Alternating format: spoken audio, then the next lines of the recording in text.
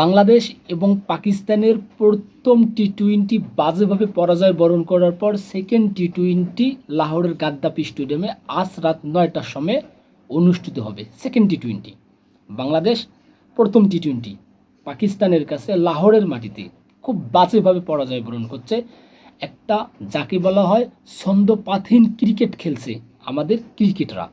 200 রানের টার্গেটে তারা যেভাবে প্রথমে অ্যাগ্রেসিভ ছিল, মিডলে গিয়ে এই তাহিদ হৃদয়ের ব্যাটিং যেভাবে সোলো স্ট্রাইক রেটে খেলছে, ঠিক সে জায়গায় থেকে বাংলাদেশের ব্যাটিং লাইনটা বিপর্যয়ের মুখে পড়ছে এবং বাংলাদেশ এক পর্যায়ে গিয়ে তাদের যে নৈপুণ্যর ক্রিকেটটা সেটা তারা খেলতে পারেনি এবং বাংলাদেশ প্রথম টি-20 পরাজয় বরণ করছে।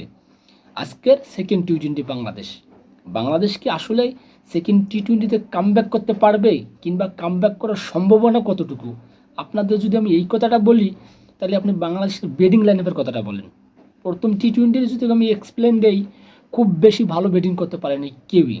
একমাত্র ব্যাটিং আমরা যাকে দেখছি খুব ভালো একটা ব্যাটিং কিংবা অ্যাগ্রেসিভ মোডে যে খেলছিল সে হচ্ছে লিটন কুমার দাস।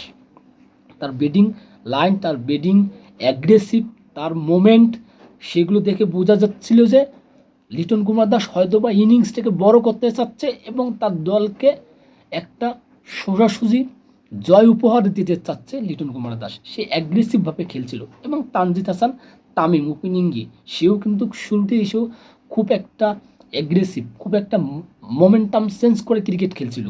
এবং এটাই তো ক্রিকেটের একটা শর্ট ফর্মের খেলা, যে অপোনেন্ট টিম যখন আমাদেরকে টার্গেট 200+ রান দিয়েছে, তাহলে বিপরীত পক্ষ আমরা এসে যখন শুরুতেই আমরা যদি রান চেঞ্জ করার মাথাটা না নেই, অর্থাৎ আমরা যদি একটা বড় ইনিংস না খেলতে পারি পাওয়ার প্লেতে কিংবা হচ্ছে আমরা 1, 2, 3 ব্যাটিংয়ে যারা আসি, তারা যদি হচ্ছে একটা পাওয়ার হিটিং স্ট্রাইক রেট বারে যদি আমরা ক্রিকেটটা না খেলতে পারি, তাহলে কিন্তু আপনি 200 রান চেঞ্জ করতে পারবেন না 120 বলে।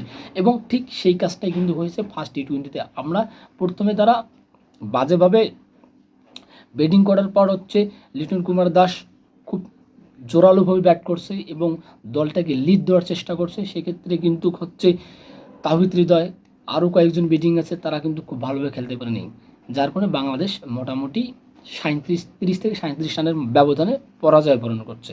এবং এই ম্যাচ সেকেন্ড টি-20 ম্যাচ বাংলাদেশকে জিততে হবে এবং জিততে গেলে অবশ্যই বাংলাদেশকে ওই মাটিতে লাহোরের গাদ্দাফিতে, সেটা প্রথম বেড হোক সেটা সেকেন্ডে বেড হোক, 200 রান করার মতো ক্যাপাবিলিটি থাকতে হবে এবং 200 রান করতেই হবে ওই লাহোরের গাদ্দাফি স্টেডিয়ামে। আপনি যদি লাহোরের গাদ্দাফি স্টেডিয়ামের প্রিভিয়াস রেকর্ড দেখেন, সেখানে কিন্তু অনায়াসে 200 রান হয় এবং অনায়াসে 200 রান চেজও করে বিপরীত পক্ষ। সেই মাটিতে আপনি যদি 140, 50, 60 রান করেন এগেইনস্ট পাকিস্তান, তাদের মাটিতে আপনি কিন্তু এই ম্যাচটি কোনোভাবে জয়লাভ করতে পারবেন না। এখন যেহেতু বাংলাদেশ খেলবে, আমরা চাই যে বাংলাদেশ আজকের ম্যাচটা খুব ভালোভাবে, দারুণভাবে তাদের যে গত ম্যাচের যে জায়গায় লেকিংসগুলো ছিল, যে জায়গায় ফল্টগুলো ছিল, সেগুলো ওভারকাম করে আজকের ম্যাচে তারা হচ্ছে দারুণ একটা পারফর্ম করুক এবং যে পারফর্মে হয়তো জয় নাও আসতে পারে কিন্তু জয়ের কাছাকাছি আমরা যেতে পারি। আমরা হচ্ছে ভয় ডরহীন ক্রিকেট খেলবো, শর্ট ফর্মের ক্রিকেট। আমরা হচ্ছে কোনো ধরনের সংকুচিত বোধ করবো না, কোনো ভয় পাবো না, না পেরে আমরা হচ্ছে আমাদের ন্যাচারাল যে ক্রিকেটটা আছে সেটাই খেলবো, স্ট্রাইক রেট বারে খেলবো। এবং আমরা যদি হেরেও যাই কিন্তু একটা ফাইটিং করে যদি আমরা হেরে যাই, আমাদের দর্শকরা, আমরা ক্রিকেট প্রেমীরা যারা আছে, আমরা যে এরা দেখে বুঝতে পারি যে আমাদের ক্রিকেটাররা তারা ফাইটিং করছে, এক সময় তারা গিয়ে হেরে গেছে। কিন্তু আপনি যখন ফাইটিং ছাড়া হেরে যাবেন, আপনি যখন প্রতিপক্ষকে দেখেই হেরে যাবেন, অর্থাৎ ভয় পাবেন ক্রিকেটে, আপনি কিছুই করতে পারতেছেন না। প্রতিপক্ষের বলারদেরকে আপনি হচ্ছে অ্যাগ্রেসিভ মোডে তারা যখন বল করবে, আপনি যখন তাদের চোখে চোখ রাগিয়ে আপনি তাদের ব্যাটিংটা চালাতে পারছেন না, তখন কিন্তু হচ্ছে আমরা ক্রিকেট প্রেমীরা মানিয়ে নিতে পারবো না। কারণ হচ্ছে আপনাদের জিততে না পারবেন সমস্যা নাই, কিন্তু হচ্ছে একটা ডোমিনেন্স করেন, তাদেরকে একটা আধিপত্য দেখান যে আমাদের ক্রিকেটরা আমরাও পারি, যে এই লাহোরের গাদ্দাফি তাদের সাথে চোখে চোখ রাখে কথা বলে। কিন্তু যখন আপনি হচ্ছেন কি তারা 200 রান করবে, আপনি শুরুতে চাপে পড়বেন, কিভাবে খেলবেন না বুঝতে পারবেন না, এই ধরনের ক্রিকেট আমরা প্রত্যাশা করি না এবং করবো না।